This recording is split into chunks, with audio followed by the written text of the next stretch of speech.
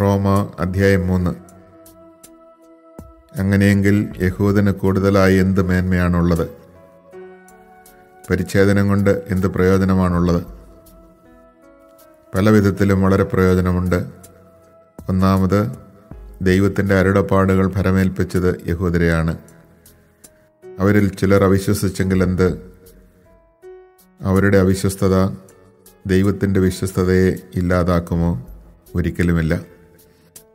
എല്ലാ മനുഷ്യരും വ്യാജം പറയുന്നവരായാലും ദൈവം സത്യവാനാണ്. ഇങ്ങനെ എഴുതപ്പെട്ടിരിക്കുന്നു: അങ്ങയുടെ വാക്കുകളിൽ അങ്ങ് നീതിമാനെന്ന് തെളിയും, വിചാരണ ചെയ്യപ്പെടുമ്പോൾ അങ്ങ് വിജയിക്കും. എന്നാൽ നമ്മുടെ അനീതി ദൈവനീതിയെ വെളിപ്പെടുത്തുന്നെങ്കിൽ നാം എന്തു പറയും? മാനുഷികമായ രീതിയിൽ ഞാൻ ചോദിക്കട്ടെ, നമ്മുടെ നേരെ കോപിക്കുന്ന ദൈവം നീതിയില്ലാത്തവനെന്നോ? ഒരിക്കലുമല്ല. ആണെങ്കിൽ ദൈവം ലോകത്തെ എങ്ങനെ വിധിക്കും? എൻ്റെ അസത്യം വഴി ദൈവത്തിൻ്റെ സത്യം അവിടുത്തെ മഹത്വം വർദ്ധിപ്പിക്കുന്നെങ്കിൽ എന്നെ പാപി എന്ന് വിധിക്കുന്നത് എന്തിന്?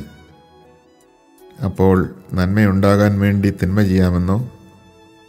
ഞങ്ങൾ ഇങ്ങനെ പഠിപ്പിക്കുന്നുവെന്ന് ഞങ്ങളെപ്പറ്റി ചിലർ ദൂഷണം പറയുന്നുണ്ട്. ഇവർക്ക് നീതിയുക്തമായ ശിക്ഷ ലഭിക്കും. അപ്പോഴെന്ത്? യഹൂദരായ നമുക്ക് വല്ല മേന്മയുമുണ്ടോ? ഇല്ല, അശേഷമില്ല. യഹൂദരും ഗ്രീക്കുകാരും പാപത്തിന് അധീനരാണെന്ന് നമ്മൾ മുമ്പേ കുറ്റപ്പെടുത്തിയല്ലോ. ഇങ്ങനെ എഴുതപ്പെട്ടിരിക്കുന്നു: നീതിമാനായ ആരുമില്ല, ഒരുവൻ പോലുമില്ല. കാര്യം ഗ്രഹിക്കുന്നവനില്ല, ദൈവത്തെ അന്വേഷിക്കുന്നവനുമില്ല.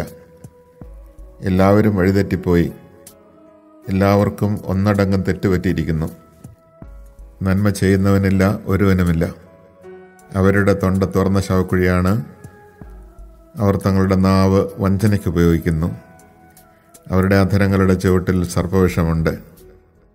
അവരുടെ വായ് ശാപവും കയ്പും കൊണ്ട് നിറഞ്ഞിരിക്കുന്നു. അവരുടെ പാദങ്ങൾ രക്തം ചൊരിയാൻ വെമ്പുന്നു. അവരുടെ പാതകളിൽ നാശവും ക്ലേശവും പതിയിരിക്കുന്നു. സമാധാനത്തിൻ്റെ മാർഗം അവർക്കറിഞ്ഞുകൂടാ. അവർക്ക് ദൈവഭയമില്ല.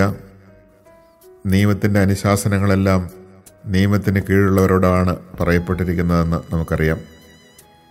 എല്ലാ അധരങ്ങളെയും നിശബ്ദമാക്കുന്നതിനും ലോകം മുഴുവൻ ദൈവത്തിൻ്റെ മുമ്പിൽ കണക്ക് ബോധിപ്പിക്കുന്നതിനും വേണ്ടിയാണ് ഇത്. നിയമം അനുഷ്ഠിക്കുന്നത് കൊണ്ട് ഒരുവനും അവിടുത്തെ സന്നിധിയിൽ നീതീകരിക്കപ്പെടുകയില്ല. നിയമം വഴി പാപത്തെക്കുറിച്ച് ബോധമുണ്ടാകുന്നു എന്നേ ഉള്ളൂ. നിയമവും പ്രവാചകന്മാരും സാക്ഷ്യപ്പെടുത്തിയിട്ടുള്ള ദൈവനീതി നിയമത്തിലൂടെ അല്ലാതെ ഇപ്പോൾ വെളിപ്പെട്ടിരിക്കുന്നു. ഈ ദൈവനീതി വിശ്വസിക്കുന്ന എല്ലാവർക്കും ആരെന്നുള്ള വ്യത്യാസം കൂടാതെ യേശുക്രിസ്തുവിലുള്ള വിശ്വാസം വഴി ലഭിക്കുന്നതാണ്. എല്ലാവരും പാപം ചെയ്ത് ദൈവമഹത്വത്തിന് അയോഗ്യരായി അവർ അവിടുത്തെ കൃപയാൽ യേശുക്രിസ്തു വഴിയുള്ള വീണ്ടെടുപ്പിലൂടെ സൗജന്യമായി നീതീകരിക്കപ്പെടുന്നു. വിശ്വാസം വഴി സംലബ്ധമാകുന്ന രക്തം കൊണ്ടുള്ള പാപപരിഹാരമായി ദൈവം അവനെ നിശ്ചയിച്ചു തന്നു. അവിടുന്ന് തൻ്റെ ക്ഷമയിൽ പഴയ പാപങ്ങളെ അവഗണിച്ചുകൊണ്ട് ഇപ്പോൾ തൻ്റെ നീതി വെളിപ്പെടുത്താനും അങ്ങനെ താൻ നീതിമാനാണെന്നും യേശുവിൽ വിശ്വസിക്കുന്നവനെ നീതീകരിക്കുന്നവനാണെന്നും തെളിയിക്കാനുമാണ് ഇപ്രകാരം ചെയ്തത്. അതുകൊണ്ട് നമ്മുടെ വൻപ് പറച്ചിലെവിടെ? അതിന് സ്ഥാനമില്ലാതായിരിക്കുന്നു. എന്തടിസ്ഥാനത്തിൽ? പ്രവൃത്തികളുടെ അടിസ്ഥാനത്തിലോ? അല്ല, വിശ്വാസത്തിൻ്റെ അടിസ്ഥാനത്തിൽ. എന്തെന്നാൽ നിയമാനുഷ്ഠാനം കൂടാതെ തന്നെ വിശ്വാസത്താൽ മനുഷ്യൻ നീതീകരിക്കപ്പെടുന്നു എന്ന് നാം അനുമാനിക്കുന്നു. ദൈവം യഹൂദരുടേത് മാത്രമാണോ? വിജാതിയരുടേതുമല്ലേ? അതെ, അവിടുന്ന് വിജാതിയരുടെയും ദൈവമാണ്. എന്തെന്നാൽ ദൈവം ഏകനാണ്. അവിടുന്ന് പരിച്ഛേദിതരെയും അപരിച്ഛേദിതരെയും അവരവരുടെ വിശ്വാസത്താൽ നീതീകരിക്കും. ആകയാൽ നാം നിയമത്തെ വിശ്വാസത്താൽ അസാധുവാക്കുകയാണോ? ഒരിക്കലുമല്ല. നിയമത്തെ ഉറപ്പിക്കുകയത്രേ ചെയ്യുന്നത്.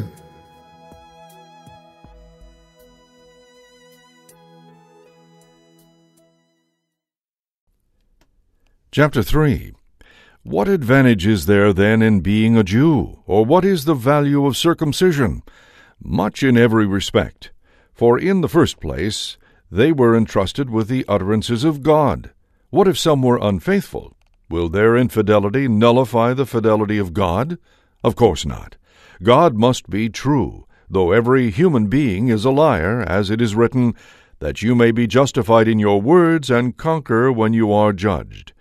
But if our wickedness provides proof of God's righteousness, what can we say? Is God unjust, humanly speaking, to inflict his wrath? Of course not.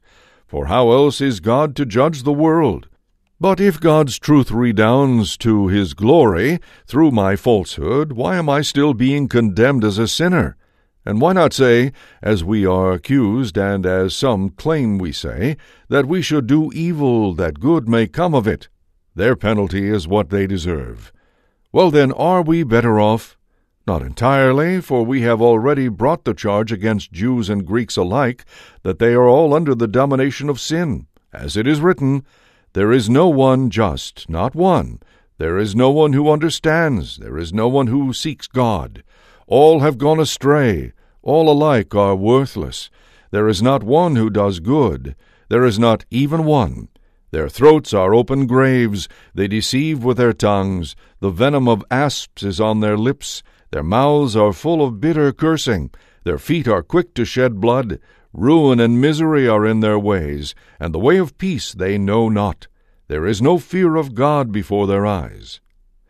Now we know that what the law says is addressed to those under the law, so that every mouth may be silenced, and the whole world stand accountable to God, since no human being will be justified in his sight by observing the law, for through the law comes consciousness of sin. But now the righteousness of God has been manifested apart from the law, though testified to by the law and the prophets, the righteousness of God through faith in Jesus Christ for all who believe. For there is no distinction. All have sinned and are deprived of the glory of God. They are justified freely by his grace through the redemption of Christ Jesus, whom God set forth as an expiation through faith by his blood to prove his righteousness because of the forgiveness of sins previously committed through the forbearance of God, to prove his righteousness in the present time, that he might be righteous and justify the one who has faith in Jesus. What occasion is there then for boasting? It is ruled out. On what principle? That of works? No, rather on the principle of faith.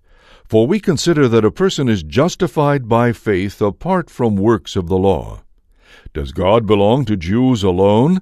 Does he not belong to Gentiles too? Yes, also to Gentiles, for God is one and will justify the circumcised on the basis of faith, and the uncircumcised through faith. Are we then annulling the law by this faith?